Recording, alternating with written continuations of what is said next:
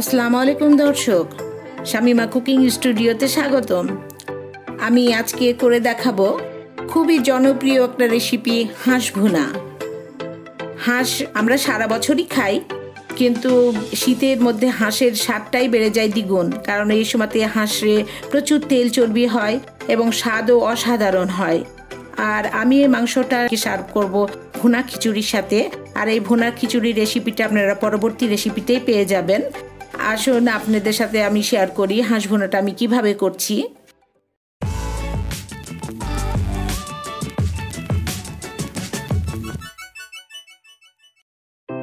আমি এখানে একটা রাজহাঁস নিয়েছি, কিন্তু রাজহাঁসটা আমার খুব বেশি বড় না, একটা কচি রাজহাঁস।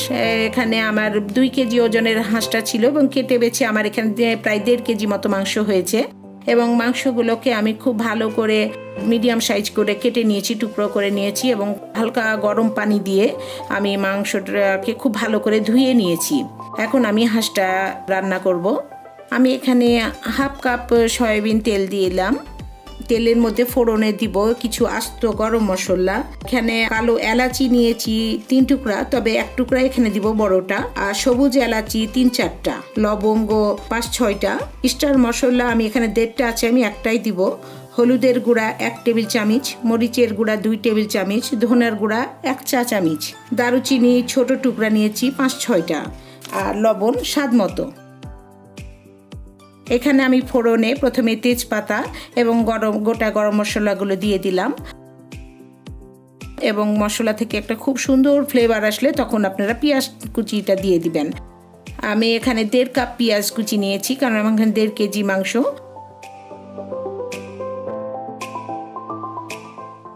এবং পেঁয়াজের রঙটা একটু পরিবর্তন হলে হালকা গোল্ডেন ব্রাউন হয়ে গেলে এখানে পেঁয়াজ বাটা দিব আমি 1/2 কাপ, কারণ আমি এটা ভুনা করছি, একটু পেঁয়াজের পরিমাণটা বেশি লাগবে।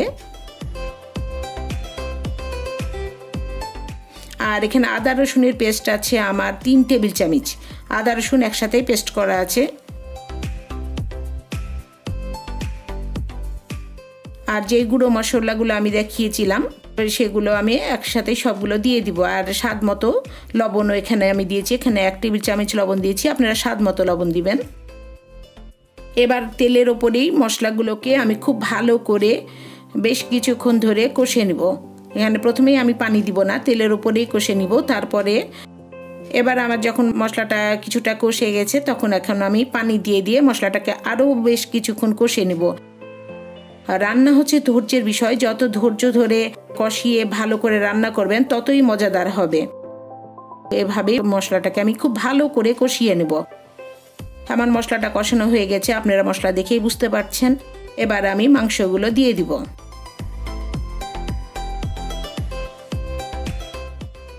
এবং নেড়ে চেড়ে খুব ভালো করে মশলাগুলো সাথে মাংসটাকে মিক্সড করে নেব। এবার আমি ঢাকনা দিয়ে 10-15 মিনিট অপেক্ষা করব। 15 মিনিট পরে মাংসটা দেখেন আমার অনেকটাই সুন্দরভাবে কষা হয়ে গেছে। এরকমই বারবার আমি ঢাকনা চাপা দিয়ে ভালো করে কষিয়ে নিব। আর যেহেতু এটা হাঁসের মাংস, এর একটা আলাদা একটা গন্ধ থাকে, আর এটার জন্যই আপনাকে খুব ভালো করে হাঁসের মাংসটাকে কষিয়ে নিতে হবে। 2-3 বার পানি দিয়ে ভালো করে কষিয়ে নিতে হবে।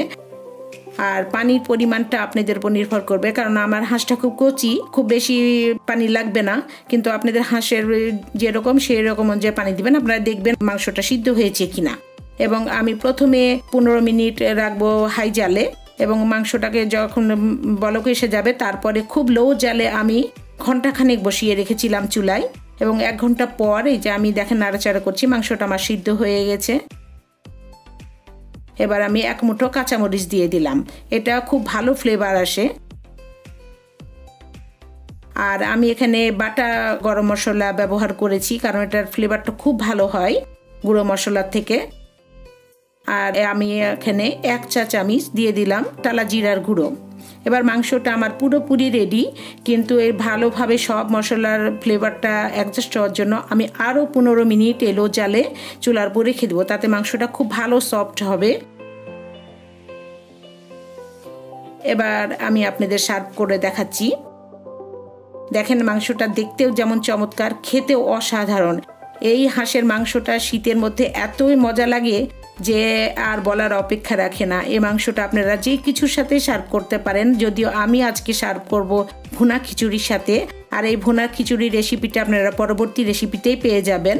এছাড়াও চাউলের রুটি, গমের রুটি বা পরোটা, চিতই পিঠা যার সাথেই খান না কেন খুব মজাদার, খুবই টেস্টি এই হাঁস ভুনাটা।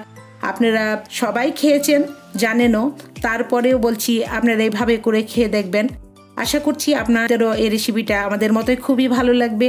আর ভালো লাগলে আমার রান্নার সার্থকতা। আজ এ পর্যন্তই। আল্লাহ হাফেজ।